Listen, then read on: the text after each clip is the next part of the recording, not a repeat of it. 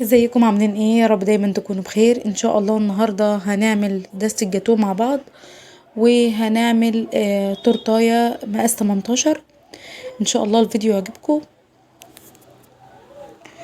وهقول لكم برضو على سعر البيع. دي اللي دايما بيسألني، هقول له على سعر البيع مفيش مشكلة.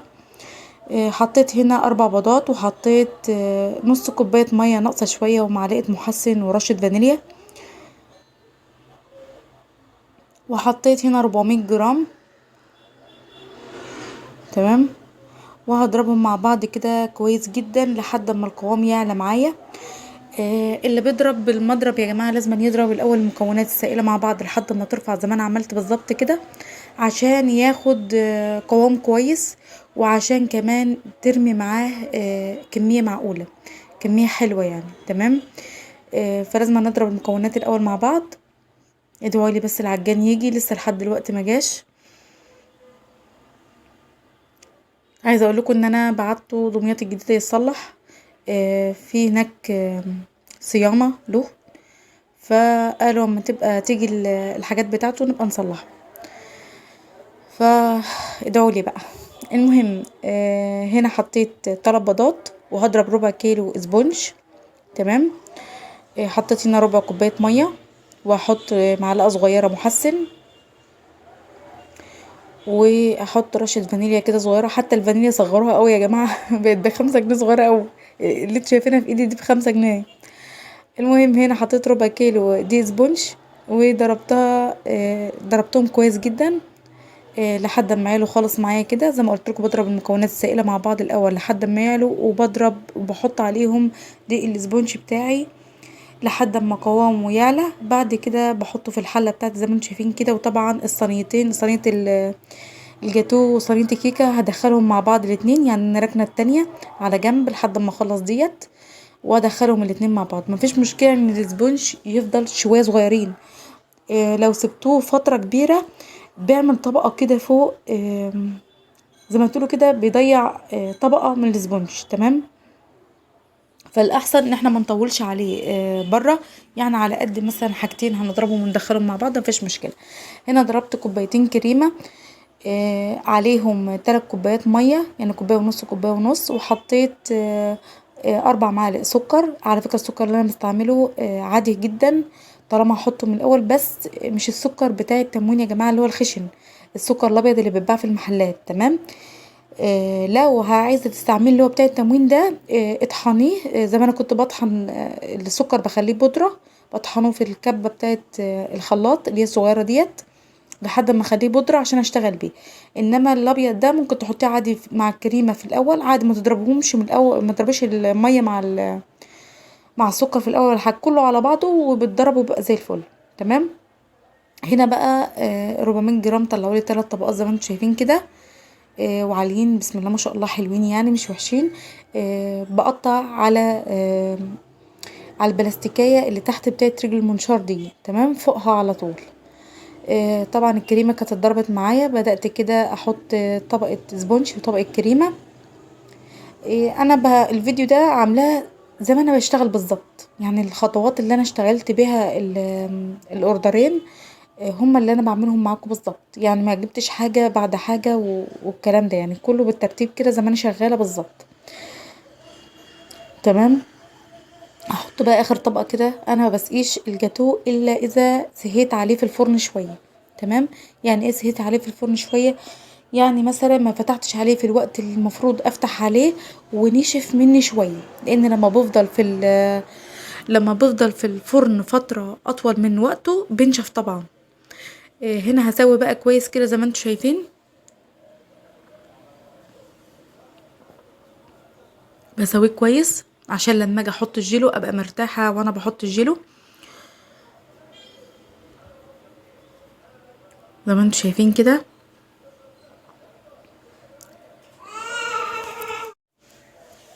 هدخله بقى الفريزر، هيقعد ساعتين 3 براحته عشان يتجمد، واقدر اقطعه تبقى الجوانب بتاعته كده نظيفة وشكله حلو. تمام، هنا بقى الاسبونشي معايا طبعا. طبعا دول اشتغلتهم في نفس اليوم، يعني قمت من بدري جدا الصبح. هما مش حاجزين يعني في واحدة اللي حاجزة الجاتو حبيبتي طبعا، اكيد هي هتسمع الفيديو. حجزاه من قبلها بكام يوم، واستنتني يعني كنت في سفر، ولما رجعت عملته لها على طول في نفس اليوم. وديت اتصلت عليا الصبح، صاحبة التورتيه ديت الصغيرة ديت اتصلت عليا في نفس اليوم الصبح بدري، وقلت لها خلاص مفيش مشكلة هشتغلها لك. هي كانت ناسية يعني عيد ميلاد جوزها، وقلت لها مفيش مشكلة اعملها لك النهارده. طالما حد بيتصل عليا بدري الصبح ممكن اعمل له الشغل في نفس اليوم، انما لو اتصل مثلا متاخر طبعا بيبقى الوقت ضيق عليا، وبيبقى فيه طبعا شغل بيت وحاجات من دي. يعني المهم طبعا الكريمه بتاعت الشوكولاته، طبعا كان فض كريمه. هي ديت ممكن تاخد التورتيه دي بالظبط، ممكن تاخد كوبايه ونص كريمه. طبعا لو بالعجان هتاخد كوبايه او اقل من كوبايه كمان، لو بالعجان، لو بضرب بالعجان طبعا. انما بالمضرب بتاخد حوالي كوبايه ونص ممكن اقول لكم. المهم حطيت على الكريمه عشان تبقى بالشوكولاته كوبايه، معلقه جناش كبيره كده مليانه عشان اطعم التورتيه، ومعلقه كاكاو ممسوحه او اقل كمان، يعني ما تبقاش ملانه قوي المعلقه. تمام. وطبعا لو احتجت كريمه بضرب تاني مفيش اي مشكله. هي مشكلة الكريمة بس لو فاض منك وحطيتها في التلاجة او في الفريزر يعني بتخس النص، معنى اصح يعني بتخس النص بالظبط. هنا كده بدأت ان انا شنشرها، وطبعا لو لقيت فيها زي ما انتم شايفين كده سبونج باين برجع ازود تاني. معنى ان السبونج باين معنى ان هي لسه محتاجة كريمة. ما تقوليش لا الكريمة تبقى كتيرة ومش عارف ايه، لا. خلي شغلك يعني بصوا يطلع على اكمل وجه، عشان ده طالع على اسمك.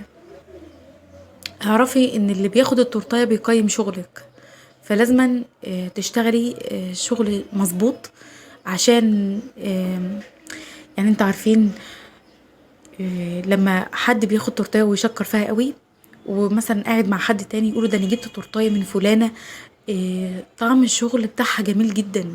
فبالتالي هو لما يكون عنده عيد ميلاد هيجيلك هيقول لا انا ده فلانه شكرت فيها، لا انا اجيب منها كده اجرب. تمام. بيجرب في حاجة مثلا في عرض، بيجرب مثلا في تورتيه صغيرة حاجة زي كده، بيعجبه شغلك بياخد منك مرة واتنين وتلاتة. تمام. الجناش بتاعي بقى طبعا انا عملته معاكم كتير قبل كده، ودايما بقول لكم يعني انزلوا الفيديوهات اللي تحت لو عايزين تشوفوا مثلا الجناش، عايزين تشوفوا اي حاجة انزلوا الفيديوهات اللي تحت. ونصيحة مني الجناش على طول بصي اشتغلي فيه على طول. يعني انا بحاول انزل بالدربات الاول، لان بصوا يعني هو سايح خالص، ورغم كده بقفش يعني بمسك كده على التورتايه. مصطلحات بقى ما تاخدوش في بالكم. المهم بدأت كده عملت زي ما انتوا شايفين، وهبدأ اعمل روزيتات من تحت كده، ودخلتها التلاجة شوية عشان الجناش ما ينفعش ان انا احط عليه الشوكولاتات غير ما يمسك. تمام. هنا بقى عندي جيلوهات، جيلو فراولة وجيلو مانجا. الجيلوهات غلط يا جماعة. المفروض ما عداش نحط جيلو، بس هنعمل ايه، ما علينا. هي حبيبتي بقى، وانا قلت ايه اظبط لها الامور شويه. المهم حطيت بقى جيلو كده، وده جيلو كراميل. انا حبيت اطعم لها الشغل، يعني اعمل لها كذا نوع آه، زي ما انتم شايفين كده.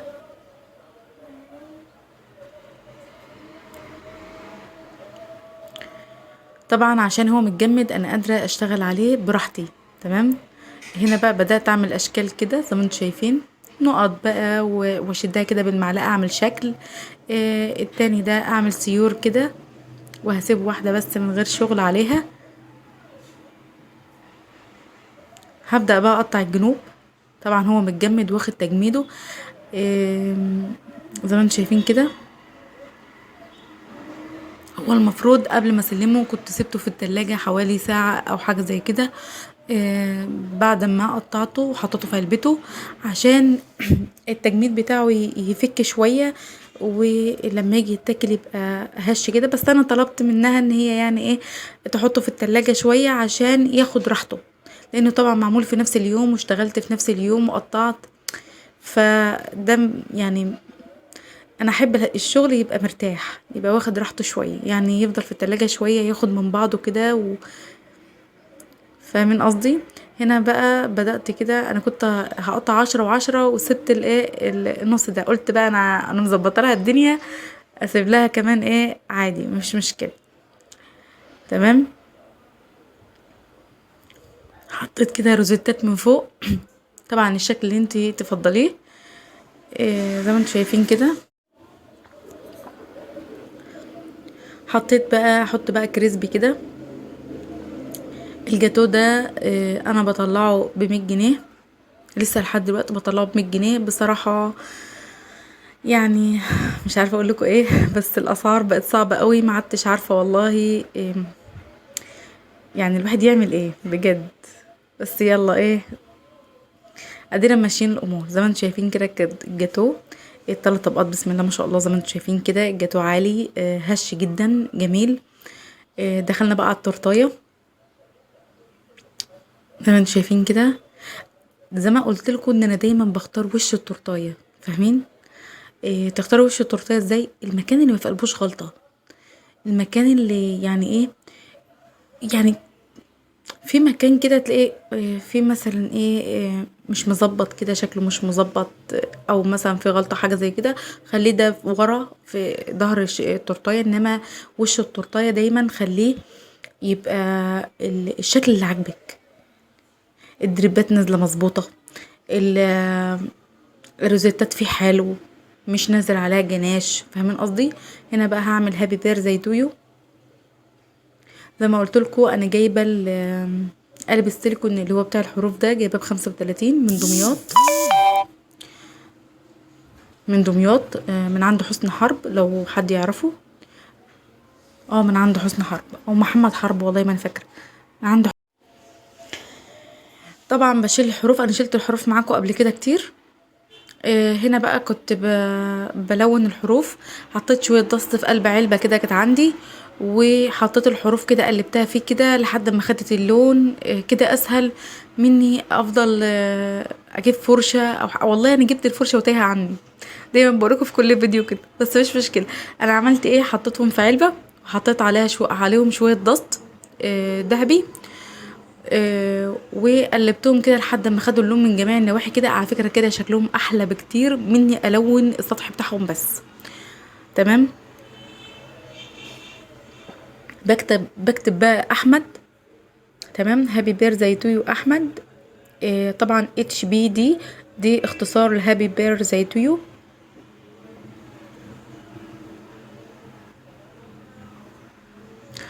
وعايزه اشكر كل اللي متابعني بجد، انتوا كلكم فوق دماغي ومن الناس المحترمه بجد.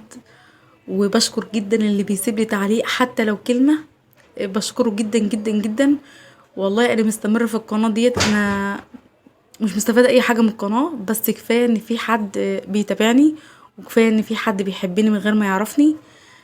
وبشكركم جدا جدا جدا، وكل مشترك جديد بجد بيفرحني والله.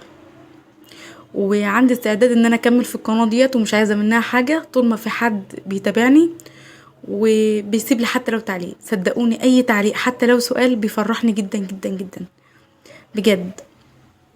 فربنا يديمكم دايما في حياتي يا رب. واحنا اخوات، يعني مش مجرد ان احنا كلنا بنعلم بعض اصلا. واحنا اخوات يعني بنتفرج كده مع بعض. بوريكم شغلي وربنا يا رب يسعدكم ويسعدني يا رب. والنهارده عيد ميلادي، هشوف مين هيكتب لي في التعليق كل سنه وانت طيبه. انا اي نعم ما عملتش حاجه لنفسي، بس مش مشكله، كفايه كلمه منكم كده كل سنه وانت طيبه يا ايه، دي في الدنيا وما فيها. تمام. هنا بقى عندي كرات جوز الهند ديت، حطيت واحده هنا.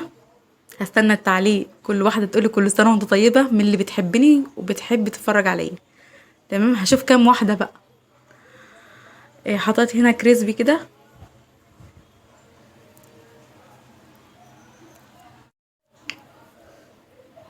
ودي شوكولاته قطعتها كده على 3. الشوكولاته دي يا جماعه كانت كبيره، صغرت جدا، يعني صغروها. مش عايزه اقول لكم معاش بتجيب الا حاجات بسيطه كده منها.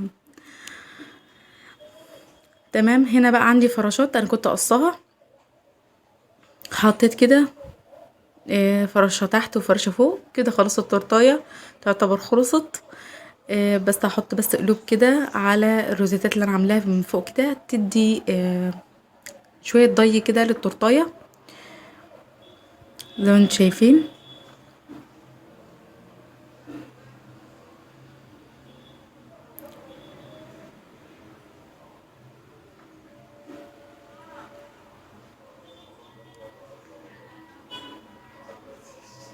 حطيت هنا قلوب بيضه كده،